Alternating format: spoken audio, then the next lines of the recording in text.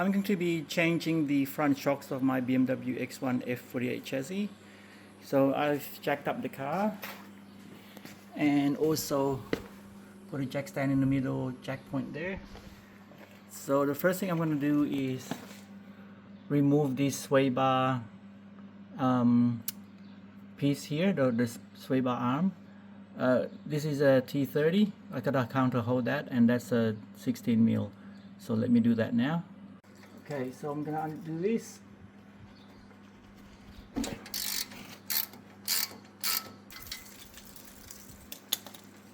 I've also sprayed some WD-40 down here to start it soaking. So there was a lot of tension here.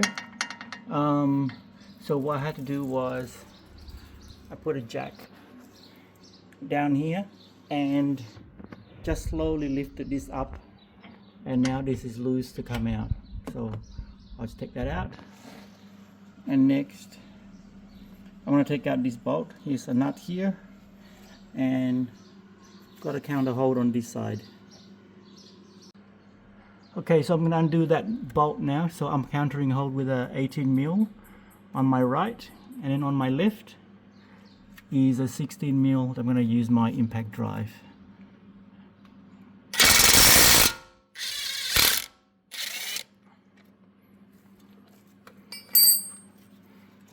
And that's out. Okay, so once you've taken out this bolt, that should come out fairly easily. So that's out. This bracket here, this metal bracket with these two cables, this just comes out.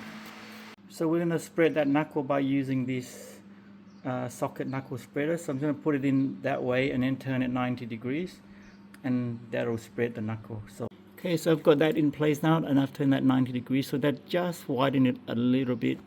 So I'm gonna let these WD-40 soak in a bit for a few minutes before I start tapping this out. So I'm gonna start knocking this down now, but before I do that, I actually put a support down here just so that I don't want this to drop all the way down. I just want it to go down low enough so I can take the strut out.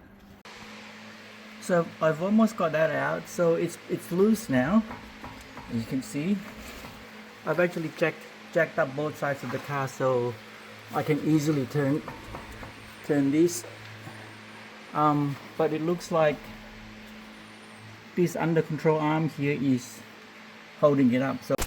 So I had the hardest time taking these out from the old shock absorbers. So what I did was I used my hydraulic jack and I put it here, of course making sure it doesn't touch the brake line, and I just use it like that, and I slowly separated this from the knuckle so it was totally controlled. And I was able to do that really quickly without any banging, so that just separate these two pieces together, and I was able to undo it quite quickly. Okay, so with a lot of force I was able to push this out, so I had to push this down, and I was able to manipulate this out. It was quite difficult because this wishbone here was holding it up quite strong. Okay, so I'm gonna undo these bolts up here for the struts, but before I do that I have to open this plastic piece out. That just comes out, and then over here there's a plastic rivet that we lift up the center first. So once the center is up, you can remove the whole thing. So there's one here, and I think one over on the other side, and that will allow me to lift this piece up, and that gives us access to the bolts down here. So I've taken out the 16 mil and I was able to take out this plastic cover here. So these are 13 mil. So as you take them out, leave one, because as you're taking out the last one, you must hold the strut from under here, otherwise it will just fall down. Let me do that now. Okay, so I've got all the bolts out and I'm holding on to the struts down here and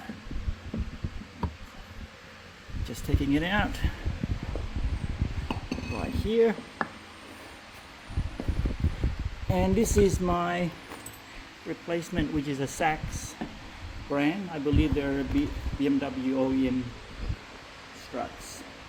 So let me compress that spring and put the new one on. Okay, so I've got my spring compressor in place with the safety pin in, and they're equally spaced out. And now I'm just going to tighten them equally, a little bit on each side at a time, until I can remove these pins. Okay, so I've compressed the spring enough now, and this is loose. So now I'm going to do that with a 18mm nut and a T40 to counter hold. So I've got the spring out. I've removed that piece. So I put the rubber back. There's this little dimple that lines up, and everything lines up like the original. I've bought this new cover from AliExpress. Interestingly, it's marked like it's a BMW one, so that's interesting. It was $20 for one side and $20 from the other side. So this is the old shocks. It has absolutely no resistance at all. I can just squeeze it down very easily, whereas this one, totally firm. So I've got that nut in place now. I've tightened it to 45 Newton meters, and now I'm just going to release this clamp, and I made sure that everything is lined up properly. This rubber here with the little nodule here. Okay, so I've got the strut in place. The way I did it was I put this in there and then just hand tighten these bolts, and then pretty much manipulate until I can get it in. It was not easy at all. Now as you're doing this, just to make sure this doesn't pop out. It's very, very important. And how I know that it's gone deep enough is just here at the bottom. There's actually a stopper here. So I've got it right at the stopper. And as you can see, I've got my knuckle spreader here. Now I will remove this and tighten things up. So as I'm putting the shocks in, I have to make sure that this little notch, just like on this one here, will go into the gap in the knuckle. So you gotta make sure that happens.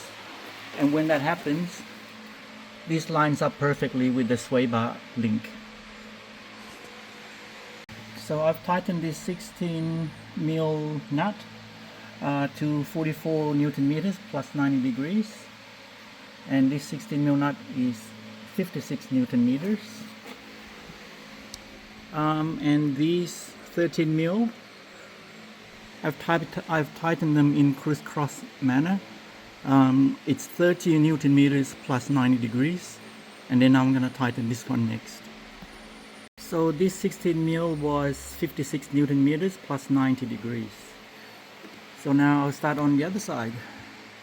Thanks for watching.